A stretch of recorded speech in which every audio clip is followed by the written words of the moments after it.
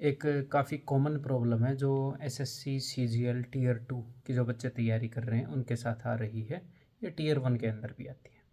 ये प्रॉब्लम ये है कि जो मॉक्स हैं, मैक्सिमम मॉक्स किसी भी प्लेटफॉर्म पर आप देखोगे तो वो अबव एवरेज हैं। ठीक है, यानी कि वो लेंदी हैं जितना अपने एग्ज़ाम में जो शिफ्ट आती है उससे। और अगर मैं बच्चों की बात करूँ तो एक मॉक जो है उसका क्या लेवल है वो कई चीज़ों पर डिपेंड करता है कि भाई उसके अंदर जो क्वेश्चंस हैं उनका लेवल क्या है। तो लेवल वाइज हम मॉक को डिफ़िकल्ट बना सकते हैं। एक क्वेश्चंस के नेचर जो होता है उसको ट्वीक कर सकते हैं। जैसे यूपीएससी में जो सीडीएस है उसके क्वेश्चंस का नेचर अलग है, डिफ़िकल्ट नहीं है बट नेचर अलग है, कंसेप्चुअल है जैसे यूपीएससी में होता है। और दूसरा, हम लेवल या नेचर को अगर ट्वीक ना करें तो उनके कंपोजिशन को ट्वीक कर सकते हैं। ट्वीक करना यानी कि चेंज कर सकते हैं कि ज़्यादा लेंदी क्वेश्चन डाल दें, कैलकुलेटिव क्वेश्चन डाल दें, हैं थोड़े से ट्रिकी क्वेश्चन डाल दें, जितने नंबर ऑफ़ क्वेश्चन होते हैं उससे ज़्यादा मॉडरेट क्वेश्चन डाल दें। तो ये मैं बात इसलिए कह रहा हूँ कि कई बार बच्चे, और मैक्सिमम टाइम यही है, मैक्सिमम बच्चों को मॉक का लेवल जज करना नहीं आता क्योंकि कई तरीक़ों से मॉक को डिफ़िकल्ट या फिर लेंदी बनाया जा सकता है। तो इसमें प्रॉब्लम ये होती है कि कंपोजिशन जब हम ऑल्टर करते हैं और मॉडरेट क्वेश्चन को बढ़ाते हैं तो उनको वो मॉक डिफ़िकल्ट लगता नहीं और वो होता भी नहीं डिफ़िकल्ट। बट वही मेंस के 30 क्वेश्चन करने के लिए उसको 45 मिनट की ज़रूरत भी पड़ सकती है, 40 मिनट की ज़रूरत भी पड़ सकती है। ठीक है, तो वो डर जाता है बच्चा कि क्वेश्चन तो सारे होने लायक थे और ठीक ठाक है, भाई चलो थोड़ी सी कैलकुलेशन है तो क्या हुआ, ये मुझे कर तो लेनी चाहिए। तो मैं आपको ये बताना चाह रहा हूँ कि जो मॉक्स हैं ना, उनके जो मार्क्स हैं उनको दिल से मत लगाओ। मॉक्स के दो काम है, एक तो आपकी अटेम्प्टिंग स्ट्रेटजी बताना, इम्प्रूव कराना। तो जो मॉक एवरेज डिफ़िकल्टी का होगा तो वहाँ पर आप अटेम्प्टिंग स्ट्रेटजी लगा ही लोगे। और दूसरा मॉक का काम है आपकी कमियाँ दिखाना आपको कि ये कंसेप्ट आपका वीक है, इस क्वेश्चन की प्रैक्टिस आपकी नहीं है, इस क्वेश्चन में आप ज़रूरत से ज़्यादा टाइम ले रहे हो, आपकी कमियाँ दिखाना। और उन कमियों को ढूंढ कर आपने दूर करना है।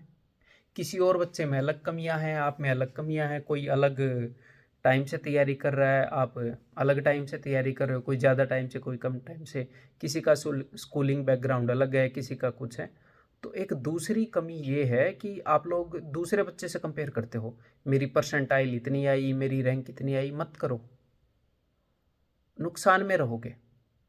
वो कोई चीज़ ही नहीं है मापने की। अगर आपको इम्प्रूवमेंट करना है, जॉब लेनी है, तो खुद को खुद के पहले दिन की उससे मापो।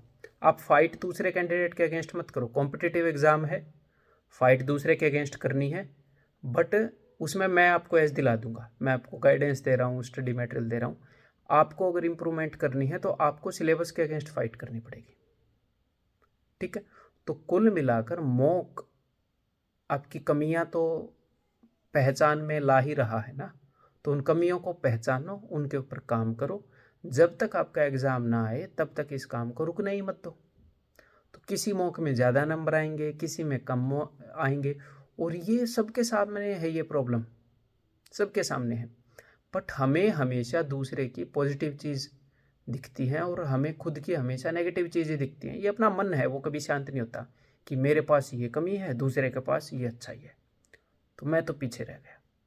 तो आप दूसरे से कंपेयर करोगे तो ये एक बायस रहता है हर एक इंसान का। तो उस बायस के तहत आप अननेसेसरी डिमोटिवेट हो जाओगे। देखो, डिमोटिवेट होना बुरा नहीं है। अगर आप पढ़ नहीं रहे तो हो डिमोटिवेट, जायज़ है डिमोटिवेट होना, फिर पढ़ोगे। लेकिन काम कर रहे हो फिर भी अननेसेसरीली इन चीज़ों में फंस के डिमोटिवेट हो रहे हो, तो वो एफिशिएंसी नहीं आ पाएगी, अननेसेसरीली दुखी रहोगे। ठीक है, तो उम्मीद है जो मैंने आपको बातें बताई उनसे कुछ चीज़ें आपके समझ में आई होंगी और आप राइट ट्रैक पर हो जाओगे। मौक दोगे, कमी ढूंढोगे, उस कमी को दूर करोगे और बस इस काम को रोज़ करते रहोगे। पेपर तक ये काम करते रहो, कोई आपको रोकने वाला नहीं होगा। आपका सिलेक्शन होगा, कोई उसे रोक नहीं सकता। क्यों? क्योंकि आप काम कर रहे हो और उस काम का रिजल्ट आपके एग्ज़ाम में दिखेगा। ठीक है भाई, तो मुस्कुरा दो थोड़ा, इतने दुखी मत रहा करो इन चीज़ों के कारण। अगली वीडियो के अंदर मिलते हैं। Bye bye.